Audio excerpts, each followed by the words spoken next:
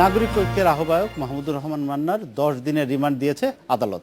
Dhaka metropolitan magistrate Mahbubur Rahman এ আদেশ দেন। একই সঙ্গে তার আইনজীবীদের করা জামিন আবেদন নাকচ করেছে আদালত।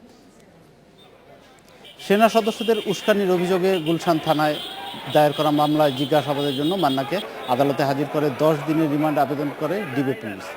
শুনানি শেষে আদালত রিমান্ড মঞ্জুর করে। পুলিশ জানায়, ওই মামলায় র্যাব মঙ্গলবার রাতে ধানমন্ডি থেকে গ্রেপ্তার করে তাকে।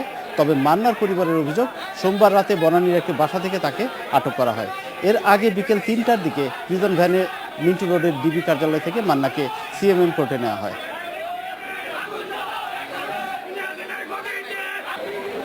টেলিফোনে ভাইবারের মাধ্যমে নির্বাচিত গণতান্ত্রিক সরকারকে উৎখাত করার জন্য সেনাবাহিনীকে উৎসাহিত করেছে এবং সে শুধু তাই না, যে বিরোধীয় জোটের আজকে সহিংসতা চলছে, এই সহিংসতা আরও বৃদ্ধি করার জন্য আজ সে ষড়যন্ত্র করেছে এবং তাদের সেই ষড়যন্ত্রের মাধ্যমে একটি গণতান্ত্রিক সরকারকে উৎখাত করার জন্য তারা চেষ্টা করছে।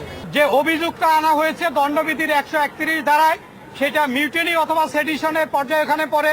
কিন্তু আমরা যেটা আদালতকে বলার চেষ্টা করেছিলাম যে এখানে ওই মিউটিনি বা সেডিশনের কোনো এখানে উপাদান নাই বা কোনো কারণও নাই, ওনাকে রিমান্ডে দেওয়ার প্রয়োজনও নাই। তৎসত্ত্বেও বিজ্ঞ আদালত ওনাকে 10 দিনের রিমান্ড মঞ্জুর করেছেন, যেটা যথাযথ হয়নি।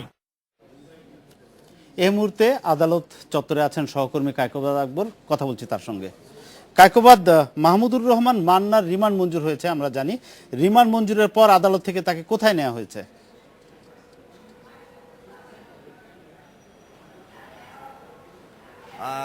এখনো পর্যন্ত কিন্তু আমরা নিশ্চিত না যে রিমান্ড শেষে তাকে কোথায় নিয়ে যাওয়া হয়েছে। তবে আমরা যতদূর জানি যে অধিকতর জিজ্ঞাসাবাদের জন্য যে 10 দিন রিমান্ড মঞ্জুর করা হয়েছে, এতে তাকে হয়তো যেই থানায় মামলা করা হয়েছে অর্থাৎ গুলশান থানায় তাকে নিয়ে জিজ্ঞাসাবাদ করা হতে পারে, অথবা তাকে ডিবি কার্যালয়ে আবার নিয়ে যেতে পারে যদি সেখানে নিরাপত্তাজনিত কোনো কারণ থাকে। যে গুলশান থানায় এর আগে আমরা জানি যে তাকে গুলশান থানায় তার বিরুদ্ধে এই মামলাটি করার পরও 131 দণ্ডবিধিতে যে মামলাটি করা হয়েছে, যে সশস্ত্র বাহিনীকে উস্কানি বা বিদ্রোহের জন্য উস্কানি দেওয়া, এবং সেখানে আপনি জানেন যে নিরাপত্তাজনিত কারণে ডিবি কার্যালয়ে রাখা হয়েছে। আপনাকে এর আগে জানিয়ে দিই যে মাহমুদুর রহমান মান্নাকে এখানে ঠিক 3:30টার কিছু পরে এখানে আনা হয়েছে মাহবুবুর রহমান ম্যাজিস্ট্রেটের আদালতে, এবং তখন রাষ্ট্রপক্ষের আইনজীবীদের কথা যেমন আপনি শুনছিলেন যে আব্দুল্লাহ আবু বলছিলেন যে এখানে ভাইবারের মাধ্যমে সশস্ত্র বাহিনীকে উস্কানি দেওয়া হয়েছে যাতে তারা বিদ্রোহ ঘোষণা করে এবং নির্বাচিত একটি সরকারকে উৎখাত করতে চায়। একই সাথে কিন্তু বিরোধী দলে যারা বিরোধী পক্ষ ছিল, মাহমুদুর রহমান মান্নার পক্ষে কিন্তু অ্যাডভোকেট আব্দুল মান্নান খান। মাহমুদুর রহমান মান্নাকে কি আপনি দেখেছেন ডিবি কার্যালয়ে বা আদালতে? তাকে কেমন দেখেছেন? তার শারীরিক অবস্থা কেমন ছিল, মানসিক অবস্থা কেমন বুঝেছেন আপনারা? জি,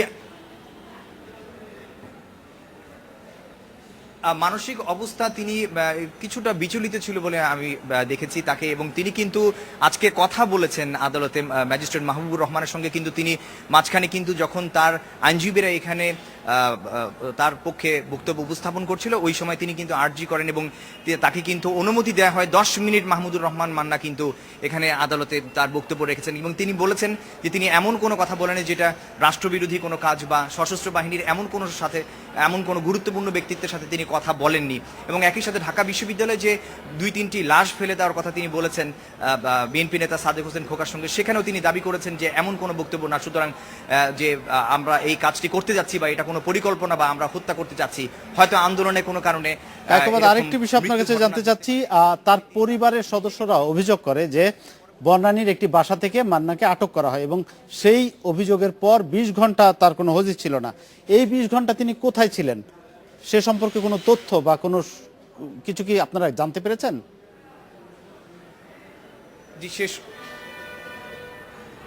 জি, আমি যতদূর জানতে পেরেছি যে মাহমুদুর রহমান মান্নাকে সাদাকপুরের পুলিশের সদস্যরা, পুলিশ নাকি ডিবি নাকি কোন পক্ষ তাকে আসলে গ্রেফতার করেছে, তার পরিবারের পক্ষ থেকে এমন একটি অভিযোগ করা হয়েছিল, কিন্তু 20 ঘন্টা কিন্তু তার কোনো হদিস ছিল না।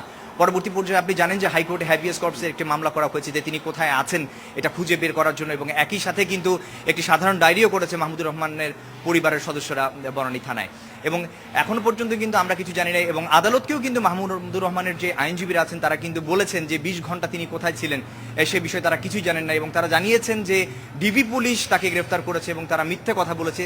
তাদের কাছে মাহমুদুর রহমান মান্নাকে রেখেও তারা অস্বীকার করেছে যে তার কাছে তাদের কাছে ধন্যবাদ নেই। কায়কোবাদ আমাদের সঙ্গে থাকার জন্য। এডিটর স্পিকে নিচ্ছে একটা বিরতি, ফিরছি একটু পর।